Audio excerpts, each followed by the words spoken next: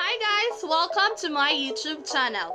And for today's content, I'm gonna share to you our learning task 1, which is the literary theories. So, let's start! The first theory is the critical theory. Critical theory is by and large concerned with a critic of modernity, modernization, and the modern state.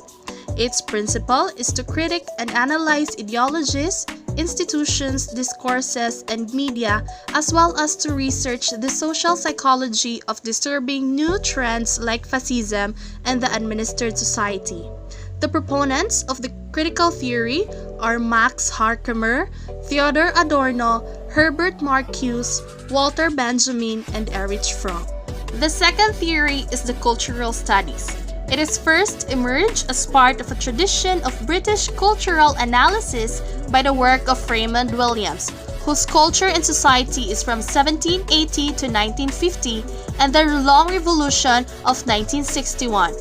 Mark the decisive point at which an Arnoldian idea of culture as a coherent and self-regulating tradition of serious artistic achievement cut off from historical conditions undergoes a radical transformation.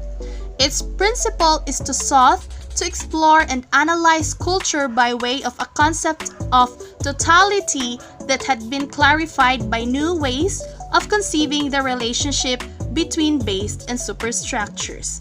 Its proponent is Raymond Williams. The third one is Deconstruction, primarily understood as a theory of textuality and as a method for reading text.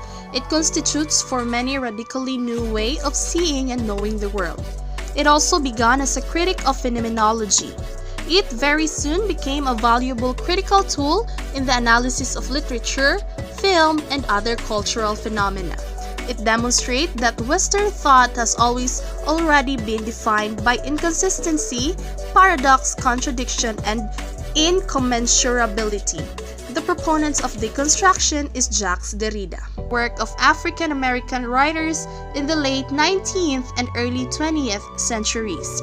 Its principle is to reveal the theoretical richness of African American literature and philosophy, and shown how contemporary European theories of language, textuality, gender, and subjectivity can be used to critique discourses of race and racial difference.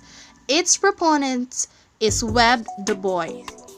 The fifth one is the Feminist Theory. Its proponent is Mary Wollstonecraft.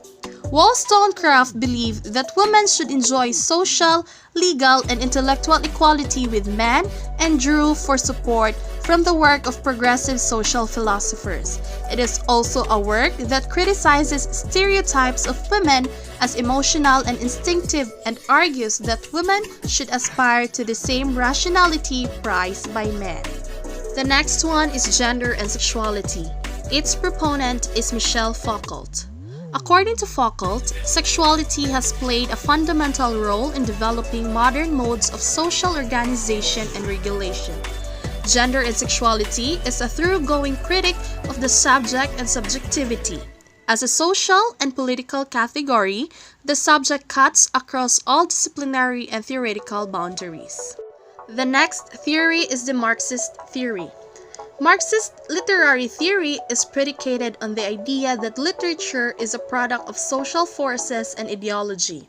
It is a form of dialectical materialism. It holds all the social realities are fundamentally material, that they have their origin and being in specific form of labor and production, and that the history of society is the history of dialectical transformations in the relationship between labor and production. Its proponents are Karl Marx and Friedrich Engels. The next theory is the narrative theory.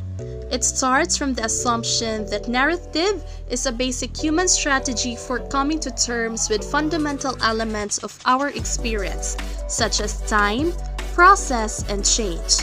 And it proceeds from this assumption to study the distinctive nature of narrative and its various structures, elements, uses, and effects. Narrative functions like sentences, but they operate on different levels of description. Its proponents are Roman Jakobson, Yuri Tynyanov, and Viktor Shklovsky. The next theory is New Criticism.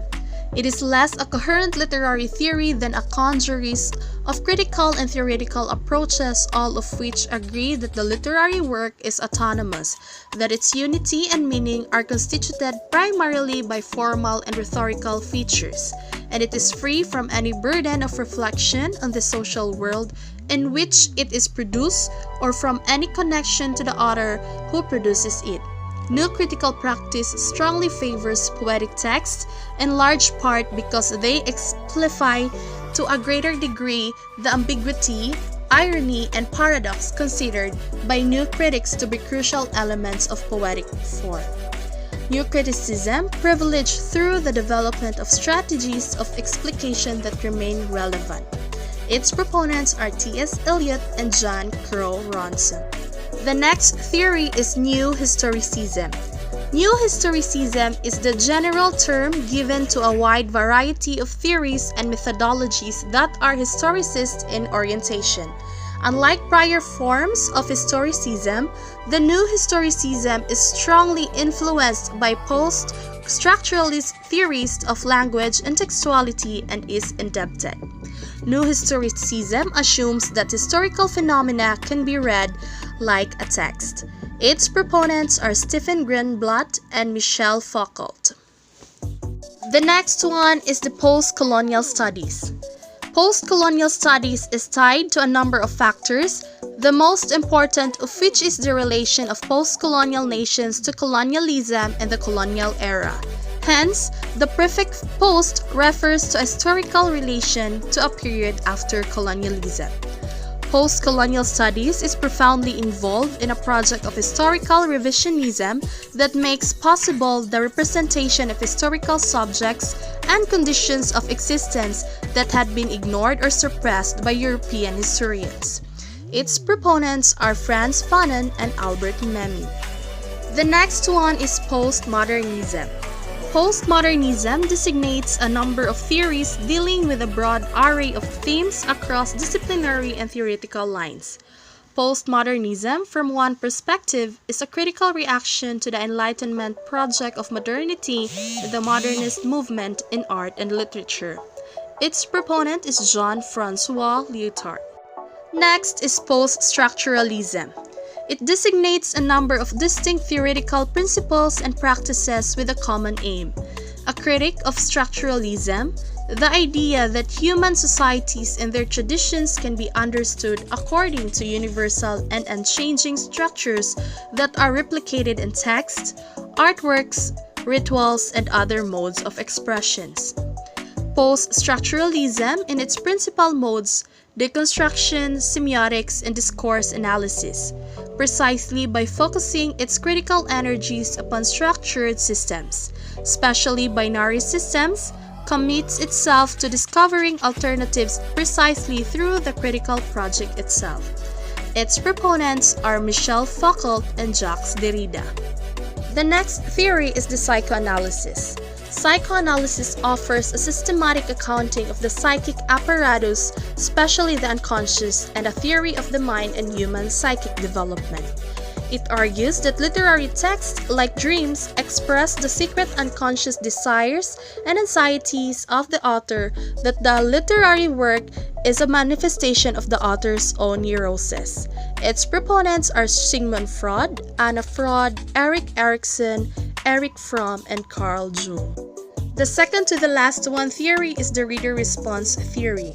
Reader response theory encompasses an array of approaches to literary and cultural texts that focus on the role of the reader in the creation of meaning. Literary theory has long been acknowledged, but the reader's role has typically been subordinated to the qualities of textuality. The reader's experience is guided by formal cues inherent in the text. It is essentially a passive mode of reading that involves the discovery of the text's internal dynamics and structural unities. The ambit of reader response theory is anti-formalist and process-oriented.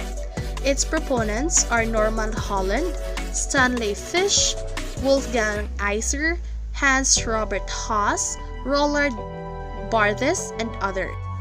And the last one is structuralism and formalism. Structuralism and formalism are highly differentiated theoretical fields. They share a dedication to the structural linguistics of Ferdinand de Saussure, whose course in general linguistics outlined a theory of the science that transformed not only linguistics but nearly every branch of the humanities and social sciences. To some degree, the relation between formalism and structuralism is historical, for it is possible to discern a progression from the formalist studies of language to structuralist studies of society and culture. The notions of form and structure are actually quite elastic and capable of myriad formulations, including social and historical ones. Its proponents are Roman Jakobson, Roland Barthes, and Gerard Genette. And that's our learning task 1, which is the literary theory. See you on my next vlog!